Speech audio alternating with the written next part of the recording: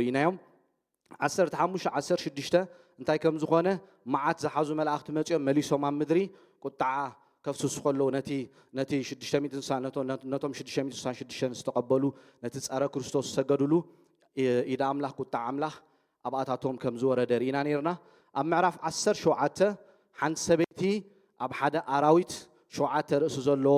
ተወጢሓ ክትከይድ ኮላ ካብ ገምገም ባሕሪ ክትወፅእ ኮላ ዮሃንስ ምስ ረኣያ ኣዝዩ እንታይ ከም ዝኾነ ከም ዝተገረመ ኢልና ርኢናዮ ስለዚ ካብ ምዕራፍ 6 ክሳብ ምዕራፍ 18 ኣብቲ ናይ 7 ዓመት መከራ ዝኾን እዩ ኢልና ብዝሓለፈ ግዜ ርኢና ስለዚ እቶም 7 ርእሲ ንመነመን እዮም ዝውክሉ ዝብል ርኢና ነርና ግብፂ ከም ዝኾነ እቲ ሓደ ኣሶር ባቢሎን ሚዶንን ፋሬስን ግሪክ ነዞም 5 ዝሓለፉ 5 ርእሲ ከም ዝውክል እቲ 6 ርእሲ ገና ሮም ይገዝእ ከም ዝነበረ እቲ 7 ግን እንታይ ከም ዝኸውን ድሓር ከም ዝመጽእ መጽኡ ኸ እንታይ ከም ዝገብር ነቲ ጸረ ክርስቶስ ንኽገዝእ ከም ዝፈቅደሉ ኦፍ ኮርስ ከም ዝሕጂ ናይ ዝሓለፈ ዝረኣነ እዩ ንዩሮፒያን ዩኒየን ሓንቲ ሰበይቲ እያ ትመርሖ ዘላ ከምኡ ዓይነት ኮይኑ እንታይ ከም ዝገብር ከም ዝገዝእ ብድሕሩ ነቲ ጸረ ክርስቶስ ንኽገዝኦም ከም ዝፈቅደሉ ኢልና ርኢናዮ እቶም 7 ርእሲ ነቶም ኣብ ዝሓለፈ ዝገዝኡ ነገስታት እንታይ ይገብር ከም ዝነበረ ይውክል ከም ዝነበረ ርኢና እቲ ሓደ እቶም 5 እንታይ ኮይኖም እዮም ወዲቖም እዮም እቲ ሓደ ግን እንታይ ከም ዘሎ ንዮሃንስ ገልጸሉ ከሎ እቲ መልኣኽ ኢና ርኢና ኣብቲ ምዕራፍ 17 እቶም ኣብቲ ኣራዊት ዘሎ ኣቕርንቲ ንመን እዮም ዝውክሉ ኢልና ገና ብሕጂ እንታይ ዝገብሩ እዮም እቶም 10 ኣቕርንቲ ዝገዙ እዮም እቶም ዝረኣኻዮም 10 ቀርኒ ድማ መንግስቲ ገና ዘይተቐበሉ 10 ነገስታት እዮም ግናኸ ምስቲ ኣራዊት ከም ነገስታት ኮይኖም ድሓርታ ክገብሩ እዮም ክገዙ እዮም ንሓንቲ ሰዓት ምልኪ ዝቕበሉ እዮም ሰዓት ብዙሕ ነገር ክትርጎም ይኽእል ድሓር ክንሪኦ ናብቲ ምዕራፍ 17 ምስ በጻሕና 10 ኣቕርንቲ ብሕጂ ዝገዙ እንታይ እዮም ኢልና ርኢናዮም ነርና ነገስታት እዮም ገና ይመጹን እቲ ጸረ ክርስቶስ ክገዝእ ከሎ ምስኡ እንታይ ዝገብሩ እዮም ዝገዙ እዮም እታ ዳንኤል ዝረኣያ ምዕራፍ 9 ሰሙን 69 ሰሙን ተወዲአን ኣለዋ ንሕጂ ዘለና ናይ ጸጋ ዘመን ንብሎ እዚ ናይ ጸጋ ዘመን ንዳንኤል እንታይ ከም ዘይገበረሉ ከም ዘይተገለጸሉ እታ ብሕጂ ትመጽእ ሓንቲ ሰሙን ግን ከም ትኸውን ሽዑዮም እንታይ ክኾኑ እዚኣቶም ምስቲ ጸረ ክርስቶስ ኮይኖም ክገዝኡ ቅድሚ ጸረ ክርስቶስ ክገዝኡ ክጅምሩ እዮም ምስ መጸ ነቶም 3 እንታይ ከም ዝገብሮም ከም ዝስዕሮም ተዛራሪብና እዚኣቶም ሓደ ዕላማ ኣለዎም ሓደ ጎል ኣለዎም ሓደ ሓሳብ ኣለዎም ሓይሎምን ስልጣኖምን ከዓ ነቲ ኣራዊት እንታይ ክገብርዎ እዮም ክህብዎ እዮም ነቲ ኣብ ምዕራፍ 13 ዝረኣናዮ ካብ ባሕሪ ዝወፀ ዮሃንስ ክሪኦ ከሎ ቆርቦቱ ነብሪ ኢልዎ ኣሎ ኢዱ ድቢ ኢልዎ ኣሎ ርእሱ አንበሳ ኢልዎ ኣሎ 7 ርእሲ ኣለዎ 10 ቀርኒ ኣለዎ ብድሕሪኡ ካብ ባሕሪ ከም ዝወፀ ዮሃንስ ክሪኦ ከሎ ኢና ንዑ እንታይ ከም ዝገብርሉ ኩሉ ነገሮም ከም ዘግዝእዎ ከም ዝህብዎ እዩ ዮሃንስ ዝርኢ ዘሎ እቲ መላእክታይ ዝገብረሉ ዘሎ ዝገልጸሉ ዘሎ ብዚ ማለት እዩ ስለዚ ኣብ ምዕራፍ 18 በፂሕና ነርና ኣቱም ህዝበይ ሓጢኣታ ክሳዕ ሰማይ ተጸፍፂፉ ኣምላኽ ድማ ዓመፃ ዘኪሩ እዩ እሞ ካብቲ ሓጢኣታ ምእንቲ ከይትጽንበሩ ካብቲ መዓታውን ምእንቲ ከይትካፈሉስ ካብ እንታይ ግበሩ ውፁ ባቢሎን ማለት ንዓለም ዘፍቅር ህዝቢ ንዓለም ኣብ ዓለም ዘሎ ዘፍቅር ዮሃንስ ነጊርና ኣሎ ቃሉ ኣብ ዓለም ዘሎ ናይ ዓለም ነገር ከነፍቅር ከም ዘይብልና በዚ ሲስተም እንታይ ከይንገብር ከይንተሓዝ ኣምላኽ ብቃሉ ደጋጊሙ እንታይ ኢልና ኣሎ ካብ ዓለምን ፍትወታን ህደውም ኢልና ኣሎ ጴጥሮስ ክዛረብ ከሎ ካብቲ ምስ ነፍስኩም ዝዋጋእ ስጋዊ ትምኒት እንታይ ግበሩ ኢሉ ኣሎ ህደውም ኢሉ ኣሎ ኣብ ዓለም ዘሎ ክንጥቀመሉ ክንምሃር ኩሉ ክንገብር እግዚአብሔር ኣምላኽ ኣይከልከለናን ግን ልቢ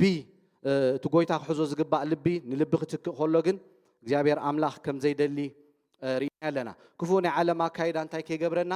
ከይልውጠና ከይልውጦም ብናታ ተጽዕኖ ከይበላሸው እንታይ ክገብር ከሎ እዩ ጎይታ ከጠንቀቕ ከሎ ኢና ንሪኦ ሓድሽ ኪዳን ብምሉእ ከይድና ክንሪኦ ከለና ጎይታ ኢየሱስ ክርስቶስ ሐዋርያት ጽሓፍዎ እንታይ እዩ ካብ ዓለም ምስ ዓለም ሕብረት ከይንገብር ጳውሎስ ክዛረብ ከሎ ጸልማት ምስ ብርሃን ኣማን ምስ ዘይኣማን ቢልያል ምስ ክርስቶስ እንታይ ይርክብ ኣለዎ ስለዚ እግዚአብሔር ኣምላኽ እንታይ ኢሉ ተፈለዩለይ ርኩስ ነገር ኣይተንግፉ ኣነ ኣብ ማእከልኩም ክኸውን ኣወዳትን ኣዋልድን ክትኮኑን ኢኹም ይብል ትኹሉ ዝኽእል ጎይታ እናበለ ንሰብ ቆሮንጦስ ጳውሎስ እንታይ ክገብሮም ከሎ ክእርሞም ከሎ ኢና ንርኢ ሰብ ቆሮንጦስ ህይወቶም ከይድና እንተርኢናዮ ሊትራሊ ካርናል ስጋያን ኢልዎም ኣሎ ኣብቲ ምዕራፍ 3 ንኽከፋፈሉ ብጉጅለ ገይሮም ጸገም የብሎምን ንኽምንዝሩ ጸገም የብሎምን ቅዱስ ቁርባን ድራር ጎይታ ክጥቀሙ ከለዉ ንዕብዳን ንስኽራን ክጥቀሙሉ ጸገም ዘይብሎም ማሕበራት እዮም ነይሮም ስለዚ ተመለሱ እግዚአብሔር ኣምላኽ ኣውፂኩም ዘሎ ሓሪኩም ዘሎ ክትቀደሱ እዩ ንዑ እንታይ ክትገብሩሉ ክትፍለዩ ስለዚ ጳውሎስ ደጋጊሙ ንሰብ ቆሮንጦስ ክነግሮም ከሎ ኢና ንርኢ ኣብቲ ምዕራፍ ካልኣይ ቆሮንጦስ ምዕራፍ 7 እንታይ ኢልዎም ኣሎ እዚ ኩሉ ተስፋታት ካብ ዝህልወና ካብቲ ነፍስናን ስጋናን ከርክስ ዝኽእል እንታይ ንግበር ርእስና እንታይ ንግበር ኢልዎም ኣሎ ነንጽህ ኢሉ ኣው እንታይ ክገብሮም ከሎ ክምዕዶም ከሎ ኢና ንሪኦ ስለዚ ብዓለም ፍትወት ከይንተሓዝ እግዚአብሔር ኣምላኽ ኣብ ሓድሽ ኪዳን ኣብ ቃሉ ደጋጊሙ እንታይ ጌርና ኣሎ ነጊርና ኣሎ ሰናይ ገሊ ክንጋደል እምነትና ክንሕሉ እዩ ጎይታ ዝደለየና ንዑ ኢና ካብ ደቕደቕ ጸልማት ወፂና ብደም እትገንሸል ተዓዲግና ዘለና ስለዚ ክርስቲያናት ብዘይ ምቁራጽ ፍቅር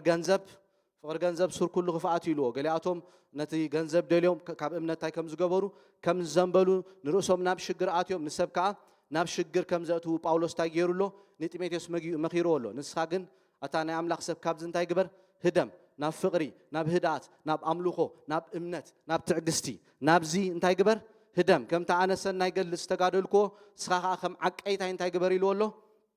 ተዋጋ ኢሉ ነቲ መንእሰይ ኣብ ኤፌሶን ዝገደፎ ንጢሞቴዎስ ክመክሮ ከሎ ኢና ንርኢ ስልጣን ምጽማእን መሓዝን በዚ ነገራት እዚ ህዝቢ ኣምላኽ እንታይ ከም ዝኾን ከም ዝፍተን ኢልና ርኢና ነርና ሳውል ሓደ ኣብነት ኮነና እዩ ኣክንድና ኣምላኽ ከኽብር ዝግብኦ ንስልጣኑ ክማጎት ንስልጣኑ ክሓስብ ከሎ ኢና ንሪኦ ስለዚ ብዓለም ተፈላጢ ንምዃን እንታይ ምግባር ምጽዓር ብፍትወት ስጋ ሻራ ቅንኢ ባእሲ ኣምልኾ ጣዖት ምንዝር ዕብዳን ጓይላ እዚ ኣብ ገላትያ ኢልዎ ዘሎ ከባቢ 22 ዝኾን ነጥብታት ኣቐሚጥዎ ዘሎ ብመንፈስ ህይወትና እንታይ እንዳገበርና እንዳመላእና እንዳተቀደስና ግብሪ ስጋ እንዳቀተልና መንፈሳዊ ፍረ ክንፈሪ ኣምላኽ እንታይ ገይርና ኣሎ ፀዊዕና ኣሎ ብናይ ዓለም ሲስተም ክንተሓዝ ኣምላኽ ኣይደልየናን እዩ ስለዚ ካብ እግዚአብሔር ንላዕሊ ስድራ ቤት ካብ ምፍቃር ምፍታው ዝብል በዚ ፈተናታት እዚ እንታይ ከም ንኸውን ውሉድ ኣምላኽ ከም ንሽገር ከም ንፍተን እዩ ዝነግረና ስለዚ መንፈስ ተዳልዩሎ ስጋ እንታይ ኢልና ኣሎ ድኹም ኢልና ኣሎ ብመንፈስ ኣብቲ ናይ ውሽጢ ሰብና ብሓይሊ ክንብርትዕ ገጹ ክንደሊ ህይወትና ምስ ክርስቶስ ኣብ ሰማይ ተሰዊራ ኣላ ናይ ላዕሊ ክንሓስብ ግብሪ ስጋ እንታይ ግበርዎ ኢልና ኣሎ ቀተልዎ ኢልና ኣሎ ገጹ ክንደሊ ክንምላእ እሱ ዝደልዮ ምሕዳስ ሓሳብና ተለዊድና ፍቃዱ ከነላሊ ንፍቃዱ ክንነብር እዩ እግዚአብሔር ኣምላኽ ብደም ወዱ ብደም ትገንሸል ዓዲግና ዘሎ ስለዚ ኣብዚ ጠጠው ኣቢልና ነርና ካብዚ ክንቅፅል ኢና ሮሜ ምዕራፍ 6 ምዕራፍ 7 ተጠንቂቕና እቲ ምዕራፋት ክንሪኦ ከለና ኣብ ምዕራፍ 6 እንታይ ኢልና ኣሎ ምስ ሓጢኣት ውሉድ ኣምላኽ ሕብረት ክንገብር ከም ዘይብልና ነጊርና ኣሎ ኣብ ምዕራፍ 7 ከዓ ኣብ ሓይልና ናብ ክእለትናን ከይንውከል ኣብ ሓይሊ ኣምላኽ ክንውከል ኣምላኽ ብመንፈሱ እንታይ ክገብር ኣብ ኣካላትና ዘሎ ዝኸብደና ዘበለ ዘይንፈትዎ ነገር ኣኽኢሉ ቀዲሱ ከውፃና ኣው ክንእመን ኣው ክንድገፍ ክልቲኡ ምዕራፋት እዩ እንታይ ዝገብረና ዝምህረና ኣብ ምዕራፍ 6 ኸይና ክንሪኦ ከለና ሓጢኣት ጸጋ ምእንቲ ክዓዝስ ኣብ ሓጢኣትና ዶ ንጽናዕ ኢሎም አንቲኖሞኒዝም ዝበሃሉ ዶሞር ሓጢኣት ተጌርካስ ሓይሊ ኣምላኽ ኣብ ህይወትካ ይረይ ዝበሃል ትምህርታት ነይሩ ጳውሎስ ነዚ እንታይ ክገብሮ ከሎ ክቃወሞ ከሎ ጌጋ ትምህርቲ እዚ ኢሉ ክምህሮም ከሎ ኢና ንሪኦ ስለዚ ንስኻትኩም ንሓጢኣት እንታይ ኮንኩም ኢኹም ሞይትኩም ኢኹም ኣብዚ መዋት ስጋኹም ሓጢኣት ክነግስ የብሉን ሕጂ ትሕቲ ሕጊ ኣይኮንኩምን ዘለኹም ትሕቲ ጸጋ ኢኹም ዘለኹም ቀደም ትሕቲ ሕጊ ከለኹም ሕጊ ብባህሪ እንታይ ሓይሊ ይበካኒ ንኣምላኽ እንታይ ከይትገብሮ ከይትእዘዞ ከይትቀደስ ከይትፍለ ጸጋ ግን ገጽ ኣምላኽ እንተደሊኻ እንታይ ገብረካ ሓይሊ ሂበካ ብቅድስና ክትመላለስ ንኣምላኽ ክትነብር ይገብረካ ስለዚ ኣካላትኩም ቀደም ንምንታይ ተወፊ ነይሩ ኣዳውኩም የዒንትኩም ጳውሎስ ንጢሞቴዎስ ከም ኢልዎ ሰቡት ንጹሓት ኣዳዋል ዒሎም ክጽልዩ ከም ዘለዎም ኣብቲ ቀዳይ ጢሞቴዎስ ምዕራፍ 2 ተዛሪቡ ኣሎ ስለዚ ቀደም እንታይ ኢና ንገብር ነርና በእዳውና በዒንትና ኣእምሮና ልብና ኣካላትና ኩሉ ንምንታይ ዝተወፈየ ነይሩ ንርክሰት ዝተወፈየ ነይሩ ንብልሽውና ዝተወፈየ ነይሩ ንዓመፃ ንሓጢኣት ዝተለቐቕና ኢና ነርና ናይ ሓሳባትና ናይ ድሌትናን ትምኒት ንገብር ዝነበርና ህዝቢና ኣምላኽ ግን ብወዱ ብክርስቶስ እንታይ ጌርና ተበጂና ሕጂ ኣካላትናን ኩሉ ነገርናን ብቅድስና ንኣምላኽ እንታይ ክንገብር ከም ዘለና ክንህብ ከም ዘለና ምዕራፍ 6 ዝምህረና ንሱ እዩ ውሉድ ኣምላኽ ኮይኑ መሊሱ ኣብ ሓጢኣት ቦንዴጅ ክኣቱ ይኽእል እዩ ማዕጾ ንዲያብሎስ ንሰይጣን ንዓለም ፍትወት ክኸፍት ተጀሚሩ ክትሓዝ ይኽእል እዩ እቲ ብጎይታ ዝረኸቦ ሓርነቱ ከስተማቕሮ ኣይክእልን እዩ ስለዚ ባሪ ሓጢኣት ኢኹም ነርኩም ቀደም ሕጂ ግን እንታይ ግበሩ ቁፀሩ ኢሉ ኣሎ ንሓጢኣት ከም ዝሞትኩም ንጽድቂ ከም ዝተሳእኩም እዚ እንታይ ግበሩ ሕሰቡ ሓጢኣት ኣብ ኣእምሮና ሓሳባት ክመጽእ ከሎ ኖ ከመይ ኢለ ኣነ ንሓጢኣት ዝሞትኩ ንጽድቂ ዝተንሳእኩ ከመይ ኢለ ነዚ ክገብር ነዚ ኮንኩን ተጸዊዐልና ረዚስት ክንገብር እምብኽንብል ሓጢኣት መሊሱ እንታይ ከይገብረና ከይመልከና ከይገዝኣና ጸጋ ከዓ ተዳልዩሎ ገጽ አምላኽ ክንደሉ ከለና አምላኽ እንታይ ክገብረና እዩ ሓይሊ ክበና እዩ ኢምፓወር ክገብረና እዩ ኣብቲ ናይ ውሽጢ ሰብና ከበርትዓና እዩ ግብሪ ስጋ ካብ ህይወትና መንፈስ አምላኽ እንታይ ክገብሮ ክጅምር ይከኣል እዩ ስለዚ ቀደም ትሕቲ ሕጊና ነርና ናብ ጎይታ ምስ መጻና ከዓ ኣብ ክእለትና ናብ ሓይልናን ከይንውከል ኣብ ናትና ሓይሊ ዲፐንድ ከይንገብር አምላኽ ንሓደ ነገር ኣነ ክገብሮ ይኽእል እየ ዓቕምለኒ እንተይልናዮ ኣብ ኣገልገልቲ ሓድሽ ኪዳን ኮይና ክፍንወና ይኽእል እዩ ስትራግል ክንገብር ክንጅምር ኢና ናብ አምላኽ ግን እዳውና እንታይ ክንገብር ኣለና ከነልዕል ኣለና እስኻ ኢኻ ትኽእል ኣነ ይክእሎን እየ እስኻ ዘኽእል ሓይሊ ኣለካ ኣኽእለኒ ቀድሰኒ ፍለየኒ ንዓኻ ክነብር ርድኣኒ ክንብሎ ኣብ ሓይሉን ኣብቲ ናቱ ክእለትን ክንውከል ይደልየና እዩ ሕጂ ደጊም ባሮት ኣይኮናን ሕጂ ደጊም ትሕቲ ሕጊ ኣይኮናን ይነግረናሉ ኮምፔር እንዳገበረ ናይ ሕጂ ሓደጋ ፍቓድና ብምሃብ ደጊምና ባሮት ከይንከውን ዳቶ ያ ኣብ መጽሓፍ ቅዱስ እኮ ተጠንቂቕና ክንሪኦ ከለና ኩላቶም መልእኽታት ዝጽሓፉ ህዶሙ ሓጢኣት ኣይትቸንግፉ ካብ ምስ ነፍስኹም ዝዋጋእ ስጋዊ ትምኒት ደጋጊሞም ህዶሙ ዝብሉና ዘለው ማዕጾ ክንከፍት ተጀሚርና will be a slave ክንከውን ኢና ባሮት ክንከውን ኢና ማለት እዩ ሕጂ ኣብናትና ሕብረተሰብ ንሕና ከም ህዝቢ ኣብ ዝኾነ ነገር ወዲቕና ነፃ ኮይና ስለዘይንዛረብ ኢና እምበር ኣብ ካልእ ሕብረተሰብ ኣብ በዓል ኬንያን ኣብ ፃዓዱ ገለ ኸይና ክንሪኦም ከለና ዝኾነ ብሓጢኣት ወዲቖም ነፃ ኮይኖም እዮም እንታይ ዝገብሩ እቲ ዝኾንዎ ነገር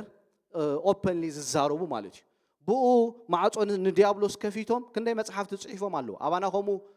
ኦፍ ኮርስ ሓደ ሰብ ከም ዝሽግር ኣለኒ ኢሉ ተተዛሪቡ ሓሳቡ ተገሊጹ መስተይ ቡን ስለ ንገብሮ ይነግረናኒ ሙት ተበለ ከረፈ ዋላ ይበል ማለት ዋላ ረድኤት ደሊ ኣይዛረብኒ ማለት እሳቶም ግን ብብዙሕ ነገራት ውሉድ ኮይኖም ዓበይቲ ገልገልቲ ከይተረፉ ምእመን ከይተረፈ ናይ ከምዚ ዓይነት ልምምዳት ነይርኒ ወልፊ ነይርኒ ብኸምዚ ተታሒዘ ነይረ ከምዚ ኢለ ስትራግል ኣመንቲ ኮይኖም ዝድሓኑ ማዕጾ ስለ ዝኸፈቱ ሓሳባትና ዝመፁና ሓሳባት ኣዝና ክንጥንቀቐሎም ኣለና ብንሪኦ ብንሰምዖ ኣዝና ክንጥንቀቕ ኣለና ኩሉ ዓለም በትእከይ እንታይ ኮይኑሎ ተታሒዙ እዩ ዳትስ ዋይ መጽሓፍ ቅዱስ እኮ ንቓል ኣምላኽ ለይትን መዓልትን ከነስተንትኖ ዝነግረና ሓሳባትና ብኻልእ ክትሓዝ ኣይደልዮን እዩ ኣምላኽ እንድሕር ብናይ እግዚኣብሔር ቃል ክትሓዝ ተዘይፈቲኑ ብኻልእ እንድሕር ክትሓዝ ተፈቲኑ ኣማኒ ኮይኑ ኣብ ቤተ ኣምላኽ ዓለማዊ ናብራ ክነብር ይኽእል እዩ ማለት እዩ ስለዚ ቃል ኣምላኽ እንታይ ክንገብሮ ከም ዘለና ለይትን መዓልትን ከነንብቦ ከም ዘለና ከነስተንትኖ ከም ዘለና ከነጽንዕ ከም ዘለና ኣብ ምቕማጥና ኣብ ምኻድና ኣብ ኩሉ ኦድዮ እንዳገበርና ኣእምሮና ብቓሉ ክትሓዝ ኣራዳዳእና ክቕየር ክጅምር እዩ ታቕንዕቲ መንገዲ እግዚኣብሔር ክምህረና ክጅምር እዩ እንገብሮ ዘበለ ኩሉ ክሰልጠና ክጅምር እዩ ስለዚ ፍቓድና ክንህብ ንኽእል ኢና ማዕጾ ከፊትና ድሒና ኢና ኣማኒ ፖሰስድ ክኸውን ኣይክእልኒ ኦፕረስ ግን ክኸውን ይኽእል እዩ ማዕጾ ብምኽፋቱ ስለዚ ናይ ሕጂ ሓደጋ እንታይ እዩ ፍቓድና ብምሃብ ደጊምና ባሮት ከይንከውን ናይ ሕጂ ሓደጋ ሕጊ ክንሕሉ ክንፍትን ብግብሪ ስጋ ከይንሰዓር ዶሞር ኣይገብሮን እየ ብዝበልናዮ ሓደ ነገር ኣይሓምን እየ እንደበል መሊስካ 4 ሰዓት ክትሓሚ ክትጅምር ኢኻ ኢድካ ልዒልካ ግን እግዚኣብሔር ኣምላኸይ እዚ እስኻ ትፍንፍኖ ኢኻ ትጸሎ ኢኻ ኣነ ኸ በሪህለይ ኣሎ ገሊፅካለይ ኣለኻ ብቓልካ ኢደ የልዕል ኣለኹ ደግፈኒ እለዮ ኻባይ ርድኣኒ መንፈስ ኣምላኽ ሄልፐር ይብሎ ደጋፊ ይብሎ ክራንች ይብሎ ኣብ ዝኸብደና ነገር እንታይ ዝገብር እዩ ዝረድእ ዝፍውስ ዘጸናንዕ ዘኽእል መንፈስ እዩ ስለዚ ኩሉ ግዜ ኣብኡ እንታይ ክንገብር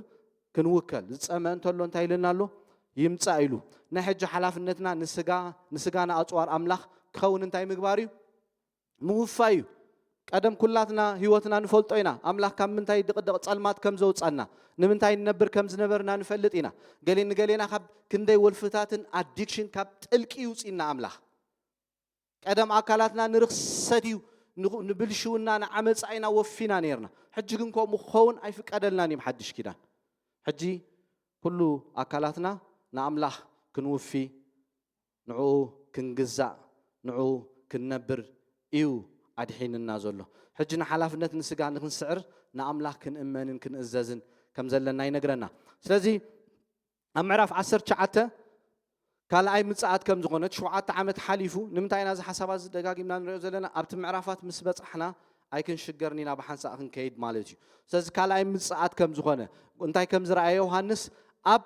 ሰማይ ከዓ ተኸፊቱ ረእኹ ንሆ ድማ ኣምበላይ ፈረስ እቲ ተቐሚጥዎ ዘለኻ እሙንን ሓቀኛን ይበሃል ብጽድቂ እውን እንታይ ዝኸውን ኢልዎ ኣሎ ዝዳንንን ዝዋጋእን ኣምበላይ ፈረስ ካብ ሰማይ ተኸፊቱ ዮሃንስ ታክገብር ከሎ ርኢዎ ክወርድ ከሎ ርኢዎ ኦኬ ኣብ ምዕራፍ 6 ሪናያ ነርና ኣብ ጻዕዳ ፈረስ እንታይ ዝኾነ ኢልና ተወጢሑ ዝመፀ ሪና ኣለና ኣብዚ ምዕራፍ 19 ከዓ ኣብ ጻዕዳ ፈረስ ካልእ ተወጢሑ ዝመፀ ወሰቡን ንርኢ ኣለና ስለዚ ክልቲኦም ንራእዮም ነወዳድሮም እንታይ ከም ዝኾኑ ኣብ መጀመርያ ኣብ ጻዕዳ ፈረስ ተወጢሑ ዝመፀ ተወጢሑ ኣብ መጀመርያ ፀበባ ያዕቆብ እንታይ ዝገብር እዩ ዝመጽ እዩ ኤርምያስ ኣብ 37 ክገልጾ ከሎ እንታይ ኢሉ ገሊጹ ኣሎ እታ መዓልቲ ዓባይ ምዃና ክፍእቲ ምዃና ፀበባ ከም ዝኾነት ንያዕቆብ እግዚአብሔር ኣምላኽ ግን እንታይ ከም ዝገብሮም ከም ዘድሕኖም ተዛሪቡሎ ስለዚ ኣብታ 7 ዓመት ክጅምር ኮላ ዝመጽእ ኣብ ፈረስ ተወጢሑ ዝመጽእ ክርስቶስ ኣይኮነን ንሱ መን እዩ ኣብ ጻዕዳ ፈረስ ተወጢሑ ዝመጽእ ጸረ ክርስቶስ እዩ ኣብ ምዕራፍ 19 ክንሪኦ ከለና ግን ኣብ መወዳእታ ድሕሪ ናይ መከራ ዘመን እንታይ ዝገብር እዩ ዝመጽእ 7 ዓመት ምስ ኣኸለ ሪናያ ነርና ምሽ ሓቂ ምስ መጸ ዓለምና ብምንታይ ኣትሳቀ ዘላ ሕጂ ብቁጠባዊ ኮመንዲና ንሽ ፖለቲካዊ ሃይማኖታዊ በዝንያ ትቃወስ ዘላ ዓለም ኩሉ ኣብ ዓለምና ዘሎ ውግእ ከይና ክንሪኦ ከለና ካብዚ ሰለስተ ዘይሓልፍ እዩ እቲ ጸረ ክርስቶስ ምስ መጸ ነዚ ነገራት ዝከህድኦ ክጅምር እዩ ሰባት ክሰግዱሉ ክጅምር እዮም እቲ ሓሶት ነቢ ንዑ ከም ዝሰግዱሉ ትእምርትን ተኣምራትን ካብ ሰማይ ሓዊ ከይተረፈ እንታይ ክገብር እዩ ከውርድ እዩ ስለዚ ድሕሪ 3 ዓመትን ፈረቓን ነቲ መስዋዕትን ነቲ ኺዳን እንታይ ከም ዝገብሮ ኣብ እስራኤል ሓሰማ ክስውእ ክጅምር እዩ ነቲ ኺዳን ከዓ ተኽገብሮ እዩ ከፍርሶ እዩ ስለዚ ድሕሪ 3 ዓመትን ፈረቓን ብሓይሊ ብዚ ምድሪ ምስ ገዝአ ኣብታ 7ይቲ ዓመት እቲ ኣብ ኣምበላይ ፈረስ ተወጢሑ ዝመጽእ ዘሎ ንሱ እንታይ ክገብር እዩ ክግለጽ እዩ ማራናታ ይምጻእ ወዲ ኣምላኽ ኩሉ ነገር መወዳእታ ክገብረሉ ኣብ መወዳእታ ድሕሪ ናይ መከራ ዘመን እንታይ ክገብር እዩ ክመጽእ እዩ ቅስቲ ጥራይ ኣለዎ እቲ ቀዳማይ ኣብ ምዕራፍ 6 ዝረኣናዮ ፈረስ ቅስቲ ጥራይ ኣብ ኢዱ እንታይ ከም ዝገበረ ከም ዝሓዘ እቲ ኣብ ምዕራፍ 19 ዝመጽእ ካብ ኣፉ ከዓ ንኣሕዛብ ዝወቕዓሉ በሊሕ ሴፍ ከም ዝወፅእ ዮሃንስ ኣብቲ ምዕራፍ 1 እንታይ ይርዩ ካብ ኣፉ ክልተ ዝኣፉ ሴፍ እንታይ ከም ዝገብር ካብቲ ወዲ ኣምላኽ ዓይነቱ ሓልሓልታ ዝኾነ ከም ዝወፅእ ከም ዝረኣየ ኣብ ፈረስ ኣብ ኣምበላይ ተወጢሑን ከምኡ ከም ዝኸውን ካብ ኣፉ ሴፍ ከም ዝወፅእ ንጸላእቱ እንታይ ከም ዝገብር በቲ ሴፍ ብቓሉ ገይሩ ከም ዝወግእ ንግዚኡ ሓንቲ ኣኽሊል ተዋሂብዎ ኣሎ እቲ ኣብ ምዕራፍ 6 ሪናያ ዘለና ስቲፋኖስ ንብሎ እቲ ብግሪክ እቲ ቃል ከይና ክንሪኦ ከለና እታ እሱ ዝተዋሃበቶ ክራውን ኣኽሊል ኢሉ ገሊፅዋ ዘሎ ስቲፋኖስ እያ ብምንታይ እያ ትስራሕሳ ብናይ ቆፅሊ ኣውሊዕ ንግዚኡ ዝኾነ ዝደርቕ ንሽዑ ዝወሃብ ማለት እዩ ጎይታ ኢየሱስ ክርስቶስ ኣብ ርእሱ ግን እንታይ ገይሩ ኣሎ ዘውድታት ገይሩ ከም ዝመጽእ ኣብ ርእሱ ዘውድታት ከም ዝነበረ ኣብቲ ምዕራፍ ከም ዘሎ ኣብቲ ምዕራፍ 19 ይነግረና ዳያደም ብሎ ኣብቲ ናይ ግሪክ ቃል ከይና ክንሪኦ ከለና ነገስታት ዝገብርዎ ነጋውስ ዝገብርዎ ክራውን ኣብ ርእሱ ገይሩ ጎይታ እንታይ ከም ዝገብር ከም ዝገጽእ ከም ዝመጽእ እቲ ኣብ ምዕራፍ 6 ዝረኣናዮ ስም ኣይተዋህቦን ኣብ ምዕራፍ 19 ዘሎ ግን እቲ ተቐሚጥዎ ዘሎ ከዓ ሓቀኛን እሙንን ሓቀኛን ይበሃል ኣብ ክዳኑን ኣብ ምሕኩልቱን ድማ ንጉስ ነገስታት ጎይታ ጎይቶትን ዝብል ጽሑፍ ስም ኣለዎ ጎይታ ኢየሱስ ክርስቶስ ጎይታ ጎይቶት እዩ ኣብ ምዕራፍ 28 ማቴዎስ 18 ኣብ ሰማይን ኣብ ምድርን እንታይ ተዋሂብንሎ ስልጣን ተዋሂብንሎ ዝረአ ዘይረአ ጎይትነት ሕልቅነት ስልጣናት ኩሉ ብመን ተፈጢሩሎ ብኡ ተፈጢሩሎ ንሱ ጎይታ ጎይቶት እዩ ንጉስ ነገስታት እዩ ከምኡ ዝብል ስም ኣለዎ ኣብቲ ምዕራፍ 19 ድሓር ዝመጽእ ኣብ ኣምበላይ ፈረስ ተወጢሑ ዝመጽእ ተራ ክዳን ለቢሱሎ እቲ ኣብ ምዕራፍ 6 ዘሎ ጸረ ክርስቶስ እቲ ኣብ ምዕራፍ 19 ዘሎ ብደም እተዓለሰ ክዳን ተወንዚፉ እዩ ስሙ እውን እንታይ ኢልዎ ኣሎ ቃል ኣምላኽ እዩ ኢልዎ ኣሎ ከምኡ ዓይነት ልብሲ ለቢሱ ከም ዝመጸ እቲ ጸረ ክርስቶስ ምስ ተገለጸ ብድሕሪኡ ዝስዕብዎ ኣፍራስ ሃመር መጋል ቡላ እዚኣቶም ኩላቶም ናብ ምንታይ ዘእትዎ እዮም ንዓለም ናብ ምንታይ ዘእትዎ እዮም ናብ ጥሜት ናብ ኩናት ናብ ፌራ ናብ ሞት ዘእትዋ ኣፍራስ እዮም እሱ ግን ጻዕዳ ጽሩይን ሻሽ ተኸዲኑ ኣብ ኣምበሌታት ኣፍራስ ተቐሚጦም እንታይ ከም ዝገበርዎ ከም ዝሰዓብዎ ድሓር እሱ ክገሃድ ከሎ ንሕና ምስኡ እንታይ ከም ንገብር ከም ንመጽእ ኣብ ኢየሩሳሌም ምስኡ እንታይ ከም ንገብር ንሽሕ ዓመት ከም ንገዝእ እቲ ንኣብርሃም ዝኣተወሉ ኪዳን ንዳዊት ዝኣተወሉ ኪዳን دحر أبت شح عمت تاي كم زخون كم زفتسم سلازم أم معرف شعته 10 زين قرنا أم معرف إسرا خينا خنريو خلنا شح عمت مجزاء كم زلوا فأبتخال أي متساعد قويتها مسمته بدحرون شح عمت انتاي كم نخون مسو أبي يورساليم كم نجز قويتانا خوينو نقصنا خوينو أوتس المات يله حمام يله موت يله كل نجار كم زي يله أبت معرف 10 إسرا نجيرنا له سلازي أبتي نايشح عمت كأ أب سلسته يغفلوا باستر أبت حلف زي نجيرنا نيرو أبتي إسكاتولوجي كنا مهار كلنا ميلانيزم يبالو زياتهم توم نا بشح عمت زامنون زي أمنون أب سلسته يوم زغفلوا مجزاء قويتا نشح عمت أبز مدرن تاي زي قبريهم زي أمنو ويكا زي أمنو مالتهم زياتهم تايلهم يوم زي أمنو أبتنا شح عمت مس قويتا يسكرسوس تاي كم زي كون كم زين جز إلهم يوم زياتهم تايز قبرو زامنون زمرون أبت إسرا خينا خنري أخلنا ناقن مسقويتا شحمت كم نجز تسأرك سيطان شحمت كم زسر شحمت مسوق كم نخون بدحرو دحر شحمت سيطان تاي كم زخون كم زفتح جوج ما جوج كوينات بدحرو سبات على عيلو كوينات كم زجبر أبت معرف إسرا صبوا جيرنا جيرنا له كلير بزخونة تقميت لنا له مسقويتا شحمت نقصنان أملاخلان كوينو مسؤول كم نجز وتوم حدا بوست ميلينيول دحر شحمت يقويتا زملس إلهم تاي قبرو يعملوا قدم قويتا ممصو شحمت ناي سلام جزيك خونيو إلهم تاي كم زقبرو كم زامنون كم زمهرون أب استفعلالي نجارات كتروحبوهم متحف قدوس جنز نجارنا أنتاي قويتا يسوع كريستوس كسع زمت أب زمدر أنتاي كم زي كون سلام كم زي كون وج ورا وج إذن رياض لنا مكرة حجي نريال لنا إيران نبع أمريكا أنتاي جميل له إسرائيل أمريكا إيران أتاك جبر الله نريال لنا أب زينا نريال لنا وج ورا وج كوني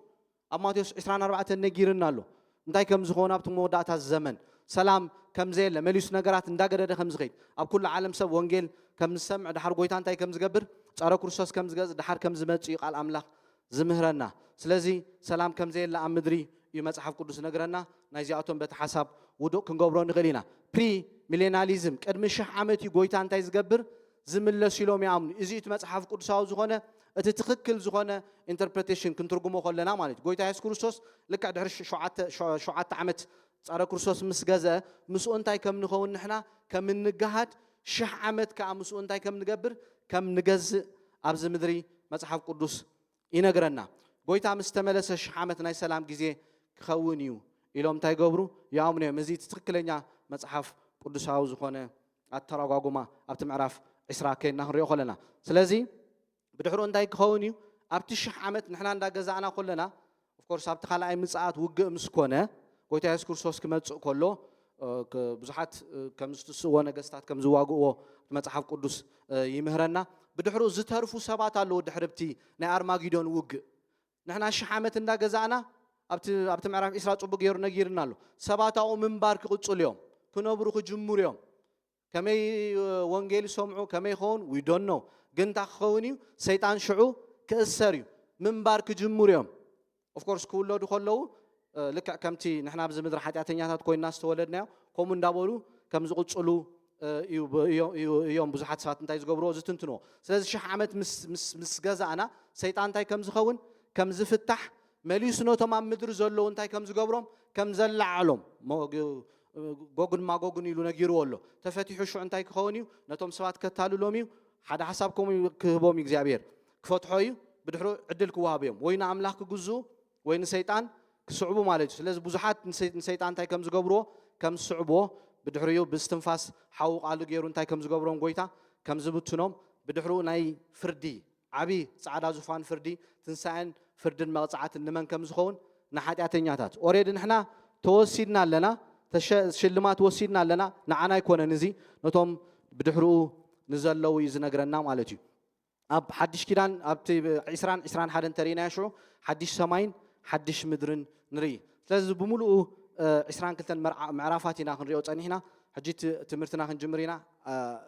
لسينا عملت معرف عصر سلسلة لا تزارب خلقه معرف 10 شعات انتاي كم زخون انتاي كوينا لنا أب حدا حسب كوينا لنا تردينا لو مالتي سزنابتي كأند مأتوي معرفات كم معرف حدا كنجمرينا راي مأتوي كم معرف حدا كم تقص حدا ساعة تقصي سلسته ناي راي وانا منشي من كم زخانة تقصخينا خنم ببخلنا تقلتيفو خون زلوا نبارو تمن تخريو ميلو أملاك ذهبو نايسوس كريستوس رأي بيد ملاك ليغو نبار يوحنس تاي قبره أرأيو نسو نقال أملاك نمسكر يسوس كريستوس نتي زرعي زبالة كله انتاي كوين الله مسكيرو له يوحنس اتزمن قرباي مو ازي نزقال تنبيت زي زنببون وتم سمعون نتاو تصحيفو زلو زحلوون انتاي بلو الله بصعان يوم ابتي معرف حدا كاب حدا كسع سلسة كينا نريو لنا سازي ناي رأي وانا منشي يسوس كريستوسي نيوحنس رأي زبو زلو قويتا يسوسي ابت معرف حدا انتاي كم زغنا كم استقلت قالو اب ايدو شوعات خواخبتي اب زريو شوعات قنديل كم زنبره تريتو يوحنس تاي كم زغبرو كم زرأيو عينت كم حلال تحاو دمصو كم بزو حمايات صغور كم صعدا صبر اسحيتا اغارو كم اب ليبانوس اسراز ليبانوس زنصبارق إلو انتاي غيرولو غليصولو دمصو بزو حماياتيو إلو بتمعرف حدا غليصولو نترأي زبو زلو نيوحنس غويتا يسوع كريستوس بعلو تمنشي اتي هيوت زهب موت سعيرو زتنسى ابيمان املاخ زلو مانم كسعرو زيكل الفا اوميغا زغون يسوع كريستوس نسيوتي منشي نايتي رأي نيوحنس تاي زغبرو زلو زغلصلو زلو ناي رأي وانا منشي اسو كريستوسي سلاز انتاي زبلو زلو بزي اتقلطيفو كون زلو نباروت من تخريو ميلو املاخ زهابو نا يسوع كريستوس رأي بيد ملأخو ليغون نبار يوحنس تاي غبرو بلنا ارأيو اتقلطيفو زبل قال بستفعلالي ነገር ታይ ክኸውን ይኽእልዩ ክትርጎም ይኽእልዩ ቀልጢፉ ዝብል ቃል እቶም ቀዳሞት ኣብቲ ሽዑ ዝነበሩ ንዮሐንስ ምጽሓፎ ነቲ ደብዳቤ ዘንብብዎ ዝነበሩ ክትርጉምዎ ከለው ድሕሪ ራእይ ዮሐንስ ምጽሓፉ ኣብ ሓጺር ግዜ ዝኸውንን ዝፍጸምን ኢሎም እንታይ ገብርዎ ነይሮም ኢንተርፕሬት ይገብርዎ ነይሮም እቲ ቀልጢፉ ክኸውን ዘለዎ ንዮሐንስ እንታይ ገይሩሉሎ ገሊጹሉሎ ቀልጢፉ ዝኾነሉ ምክንያት ከዓ ሽዑ ኢሎም እንታይ ገብርዎ ይትርጉሞ ቶም ካልኣይ ከዓ ካልኦት ከዓ ቀልጢፉ ዝብል ቃል ብፍጥነት ዝብል ትርጉም ኣለዎ ኢሎም ብምግላጽ ከምቲ ዝረኣናዮ ኣብ ምዕራፍ 6 ቤተ ክርስቲያን ምስተነጠቀት ካብ ምዕራፍ 6 ክሳብ ምዕራፍ 18 ዘሎ ኣብ 7 ዓመት ብፍጥነት ዝኸውን ነገር እዩ እንታይ ኢሎም ትርጉሞ እዩ ኢሎም ገልጽዎ ኣብ ራእይ ካብ ምዕራፍ 4 ክሳብ 22 ተጻሒፍ ዘሎ ሓደ ግዜ ክፍጸም ጀመረ بفتنة زخون بقلطف زخون كم زخون انتاي قبرو يزارو سلست قلطيفو خون زلو ويلو انتا قبرو له كله نيوحنس قلص له كله اتسالسي حساب سالسي تراغما زترغم تنبيتات بغيزه زيكونه نزمت انتاي زخون زفصم ግን قلطيفو زفصم كومو كرا حسابهم يغلصو ጎይታ ኢየሱስ ክርስቶስ ክመጽ ይኻብ ዝብል ክንደይ ዓመት ገይሩሎ 2000 ዓመት ገይሩሎ ነዊሕ ዓመት እንታይ ገይሩሎ አውጪሩሎ ኣብ ጴጥሮስ ኮም ኢሎም ጎይታ ክመጽ ይትብሉለኩም ንምጽአቱ ንምንታይ ይዱንግ ኢሎም ክዛረቡ ምጀመረ ንእግዚአብሔር ሓንቲ መዓልቲ ሽሕ መዓልቲ ሓደ መዓልቲ ከም ዝኾነ እንታ ክገብር ከሎ ጴጥሮስ ነቶም ኣብ ሽዑ ዝነበሩ ሰባት ክእርሞም ከሎ እግዚአብሔር ኣምላኽ ኣብ ግዜ ዘይነብር ኣምላኽ እዩ ንሕና ኢና ኣብ ግዜ ዝነብር ንሱ መጀመርያ የብሉን መወዳእታ የብሉን ብዙሓት ክርስቲያናት ክርስቶስ ከም ዝመጽ ኣሚኖም ካብዛ ምድሪ ብዙሓት ታይ ኮይኖም እዮም ሓሊፎም እዮም ንሕናውን ቀልጢፉ ከም ዝመጽ ኣሚንና ቃሉ ዝብለና እንዳተኣዘዝና ብቅድስና እንዳተመላለስና ድልዋት ኮይና ክንጸንሕ ከም ዘለና ይቃል ኣምላኽ ዝምህረና ድንገት ስለ ዝኸውን ነገር ድልዋት ክንከውን እተን ደናግል እንታይ ዝብለና ድልዋት ኣብ ማቴዎስ ምዕራፍ 27 ጎይታ ይመጽእን ኢሉሲ እቲ ባርያ እንታ ክገብር ከሎ ኢና ንሪኦ ክዛናጋዕ ከሎ መጽሐፍ ቅዱስ ኩሉ ግዜ ዝተዳለና ጎይታ ኢየሱስ ክርስቶስ ክመጽእ ኢልና ድልዋት ኮይና ክንጽበዮ ከም ዘለና እዩ ዝምህረና ርክሰት ብልሽውና ዓመጽ ካብ ህይወትና ካብ ማሕበርና ካብ ኩሉ እንዳኣለና ብቅድስና ንጎይታ እንታ ክንገብሮ ኣለና ክንጽበዮ ኣለና ሓደ ፓስተር ተማሊ ይሰብኽ ሰምዖ ነይረ ኣብ ቤተ ክርስቲያን ሲ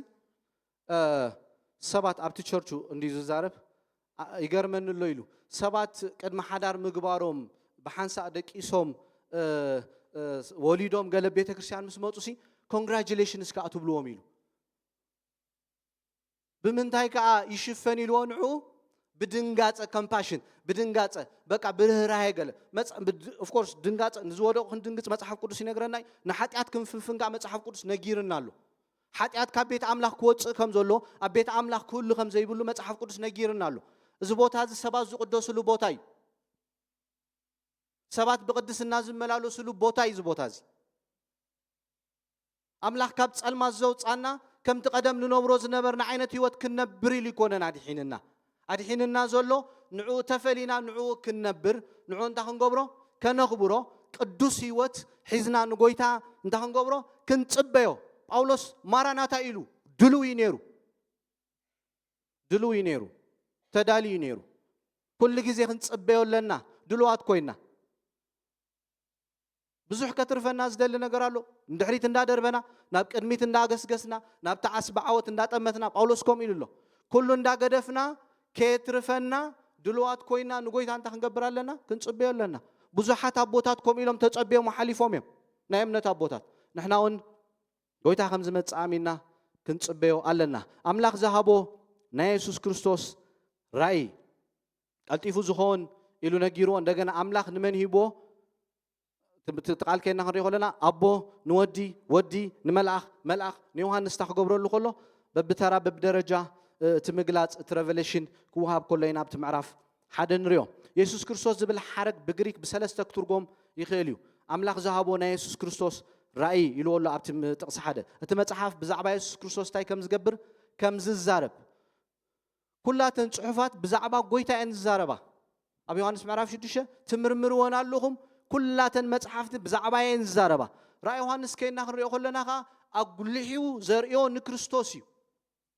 ام معرف حدري ولو بخبر تغليصو ام معرف كلتن سلستن كزارب كله نتن محبرات كغسصن كله لبن كليتن زمرمر مخانو ابيدو عصب خم زلو نفسو كف كم غبر انتي كم زغبر كم زفدي كله يوحنس قالصلو خلينا سلازي ابت بملو معرفات ولا 10 6 10 9 ابت ارماغيدون وق كم تزرعنا ام بلاي فرستوت يحزمت بملو راي يوحنس بزعبا كريستوس يزارب كلهم امنتات تشك نغبرهم صلوم مس كريستوسي مناتو سامونغا املاخن سبن كوينو املاخن سبن تاي زغبري زتعرقي منقدن حقن هيوتن نسو بينيو اب تحت صحاي كندحنلو نخل قال اسم يلن مدحان بكريستوسي هيز ذا واي السيت منقدي قال منقدي يلن ساز مصحف قدس كينا خريو خلنا كله بزعبو يزارب سبيشال راي يوحنس كينا خريو خلنا خا بزعبا غويتا بزعبا اتي نحيلو موت شعرو زتنسى موتن هيوتن اب ايدو زحزه مليسو زي موت ودا املاخ زغونه بزعبو انتي كم زغبر كم زارب بكريستوس انتي كم زغونه تراي كم استوهبه تراي وانت قال حسب بسلسته نجار كنت ترجمون خلينا كريستوس تبعي زول ويكا نايك يسوع كريستوس نبرت ويكا مجلات كم زخانة بعلو انتي كم زجبروا لني يوحنس أبو ودي نملأخ كم ملأخ نبي يوحنس تاي كم زجمت ترافليشن تمجلات بدرجات تحليو نبي يوحنس كم زمت أي نجارنا أترأي حكي ويكا ما أكل يسوع كريستوس لزخانة أبرأي زوله زمت صحف بزعبو يتصحفوا كابن نبل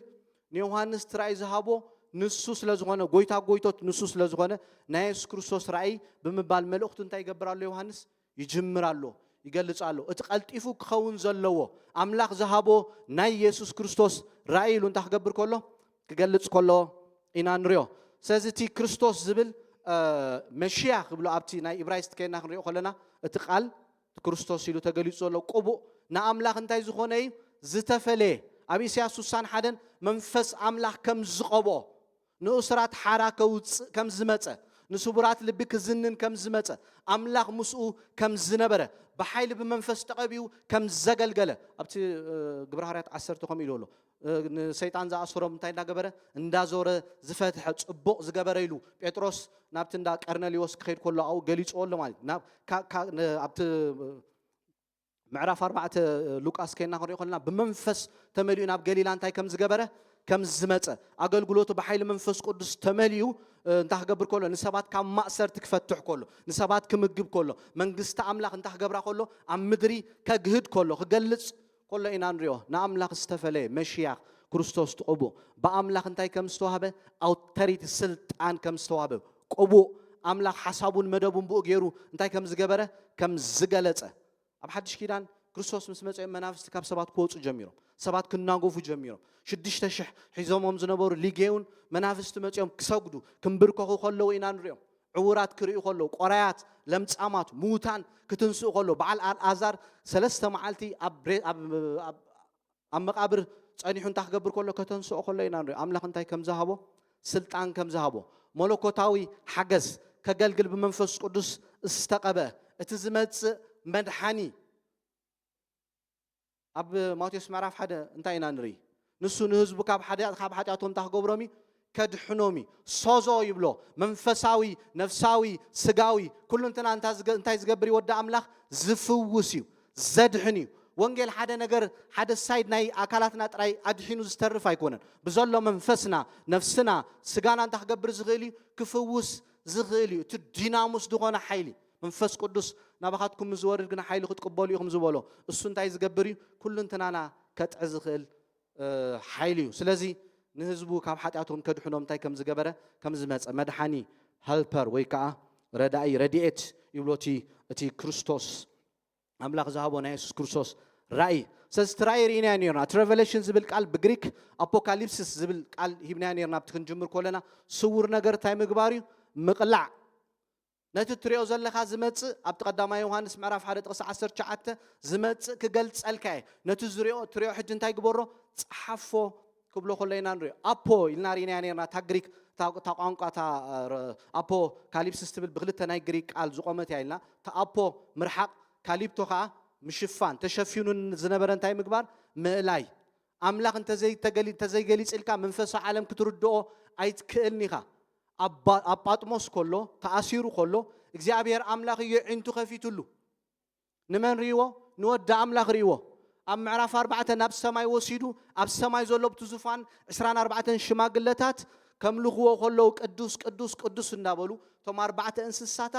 ዮሃንስ ታክገብር ከሎ ክሪኦም ከሎ ኢና ንሪኦ ዝተሸፈነ ነገር ክግለሃሉ ከሎ ክግለፀሉ ከሎ ዳንኤል ኣብ ምዕራፍ 10 ተገሊሉ ኣብ ሩባ ኤፍራጢስ ከሎ ሰማይ እንታይ ከም ዝኾነ ከም ዝተኸፈተ ቶም ምስኡ ዝነበሩ ብቲ ከባቢ ግን እንታይ ኣይገበርዎን ኣይረኣይዎን ዮሃንስ ጥራይ ነቲ ራእይ ዳንኤል ጥራይ እንታይ ርኢዎ ንወዲ ኣምላኻኡ ከም ዝረኣዮ ንገብርኤል ኣብቲ ምዕራፍ ከም ዝረኣዩ ይነግረና ዝተሸፈነ እንታይ ምግባር ኢልናዮ እቲ ራእይ ምቕላዕ ዲስክሎዝ ቀልዐ ኣርኣየ ኣፍለጠ ተሰዊሩ ዝነበረ ነገር ንዮሃንስ ታክገብሮ ከሎ ከፍልጦ ከሎ ከርእዮ ከሎ ከውፅኦ ከሎ ናብ ደገ ኣምላኽ መንፈሳዊ ዓለም ተዘይከፊትልካ ባዕልኻ ክትበፅሖ ይትክእል ዳትስ ዋይ ያዕቆብ ክዛረብ ከሎ ሓደ እኳ ጥበብ ተጎደለቶ ነቲ ብልግሲ ከዝተሓፈረ ዝህብ ኣምላኽ ኢሎም ሙኖ ክወሃቦ እዩ ኣምላኽ ኣቦ ጎይታና ኢየሱስ ክርስቶስ ኣቦ ክብሪ መንፈስ ጥበብ መንፈስ ምግላፅ ክበኩም የዕንትኩም ክበርህ ክኽፈት ኢሉ ጳውሎስ ንሰብ ኤፌሶን ጸልየሎም እግዚኣብሔር ጥራይ ዝኸፍተልካ መንፈሳዊ ዓለም እግዚኣብሔር ጥራይ መንፈሳዊ ዓለም ብመንፈሱ ዝኸፍተልካ ባዕልኻ ክትሪኦ ይትክእልኒ ኢኻ በቶም ሓሙሽተ ህዋስ ናይ እግዚኣብሔር ሓሳብ ክትርዳእ ይትክእልኒ ኢኻ ቀልዐ ገለፀ ከፈተ ኣርኣየ ኣፍለጠ ኢልና ሪና ነርና ኣምላኽ ንፍጥረቱ ርእሱ እንታይ ክገብር ከሎ ክገልፅ ከሎ ዝብል ሓሳብ ርኢና ስለዚ እምበኣርሳ ኣሕዋተይ ኣነ ድማ ብምግላፅ ኢየሱስ ክርስቶስ ታ ሬቨሌሽን ታ ጳውሎስ ኢልዋ ዘሎ ረኺበዮ ዘለኹ ንሰብ ገላትያ ብእምነት ጀሚሮም ብእምነት ድሒኖም ክንሶም ናብ ሕጊ ክምለሱ ምስ ደለዩ ጳውሎስ ወንጌል ክንነግረኩም ከለና ኣብቲ ምዕራፍ 3 ትምህርትን ተኣምራትን ዝኾነ ብሂወትኩም ኣሚን ሰሚዕኩም ስለ ዝኣመንኩም ዶ ይኮነን ኢሉ እንታይ ክገብሮም ከሎ ክግስፆም ከሎ ስለዚ ጳውሎስ ኣነ ረኺበዮ ዘለኹ ሬቨሌሽን ናይ ሰብ ኣይኮነን ናይ ሰብ ቅዲ ይኮነን ናይ ሰብ ትምህርቲ ይኮነን ናይ ሰብ ሓሳብ ኣይኮነን ካብ ሰብ ኣይኮንኩን ተቐቢለዮ ሬቨሌሽን ኣምላኽ እንታይ ገይርለይ ናይ ሓድሽ ኪዳን መጋቢነት ንዓይ ገሊፅለይ ኢሉ ታ መግላፅ ታ ሬቨሌሽን ኢሉ ክዛረብ ከሎ ንሪኦ ስለዚ ንበልዓም እግዚኣብሔር ኣምላኽ እንታይ ከም ዝገበረሉ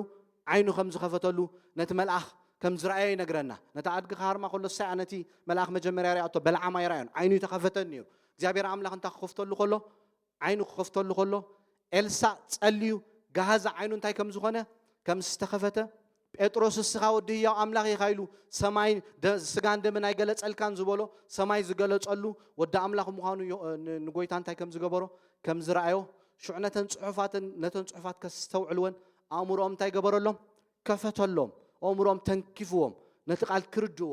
ጎይታ ኢየሱስ ክርስቶስ እንታይ ከም ዝኸውን ከም ዝሳቐ ምእንቲ ሓጢኣተኛታት ከም ዝመውት ከም ዝትንስእ ነቲ ፅሑፍ ክርድእዎ የዒንቶም ከፊትሎም ንሱ ካባይ ክወስድ እዩ ክነግረኩም እዩ ንዓይ ከዓ እንታይ ክገብረኒ እዩ ከኽብረኒ ኢሉ ኣሎ ናብቲ ጳውሎስ ዝብሎ ዝነበረ ከተድህብካ እግዚኣብሔር ልባ እንታይ ገበረላ ብለና ከፈተላ ስለዚ እቲ ራእይ እቲ ሬቨሌሽን ምኽፋት ምቕላዕ ኣምላኽ ንፍጥረቱ ዝገለፀሉ ኣምላኽ ዝሃቦ ናይ ኢየሱስ ክርስቶስ ራእይ ንመን ከም ዝገለፀሉ ኣቦ ንወዲ ወዲ ንመልኣኽ መልኣኽ ከዓ ንዮሃንስ ከም ዝገለፀሉ ንባሮቱ ብዮሃንስ ገይሩ እንታይ ከም ዝገበሮም እቲ ክኸውን ዘሎ እቲ መወዳእታ ዘመን ከም ዝገለፀሎም እዩ ኣብቲ ምዕራፍ 1 ጥቕሲ 1 ዝምህረና ንጸሊ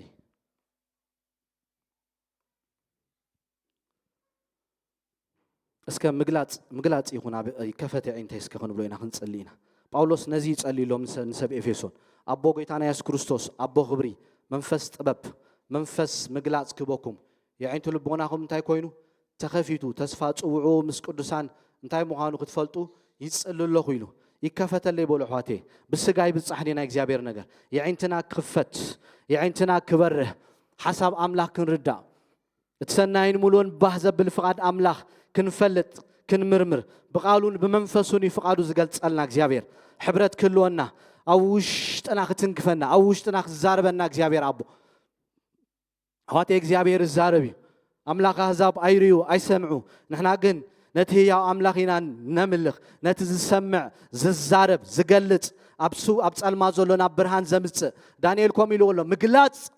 ኣቦታተይ ዝሃብካ ንስኻ ኢኻ ምግላጽ ዝሃብካ ንስኻ ኢኻ አምላኽ ኣቦታተይ ኢልዎ ኣብ ጸልማ ዘሎና ብርሃን ተምጽእ ስውር ነገር ትገልጽ ዝተሓበ ትገልጽ እስኻ ጥራይኻ ኾም ክትገብር ትኽእል ኢልዎ ንዳንኤል ገሊጹሉ ራእያትን ሕልምታትን እንዳገበረ ይዛረቦ ነይሩ የዓይንተይ ይከፈት በልዎ ኤላፓ የላስቶ የኪያንታ የላስቶ ምኽፋት ይኹን ተዘይተኸፊቱ ኣሕዋቴ ዓይንትና ሓደገኛ እዩ ከም ስጋ ክንነብር ክንጅምር ኢና መንፈስ ቅዱስ ናይ እግዚአብሔር መንፈስ ንክርስቶስ ካብ ሙታን ዘተንሳእካዮ ምግላጽ ይኹን ምኽፋት ይኹን ኣእምሮ ህዝብኻ ይከፈት ብፍልጠት ኣምላኽ እንዳዓበና ክንከይድ ርድኣና ናብ ምስሊ ወድኻ ኢየሱስ ክርስቶስ ክንልወጥ ደግፈና ኣይ ብኽእለትኩምን ኣይ ብሓይልኹምን ብመንፈሰይ ኢልካ ኣለኻ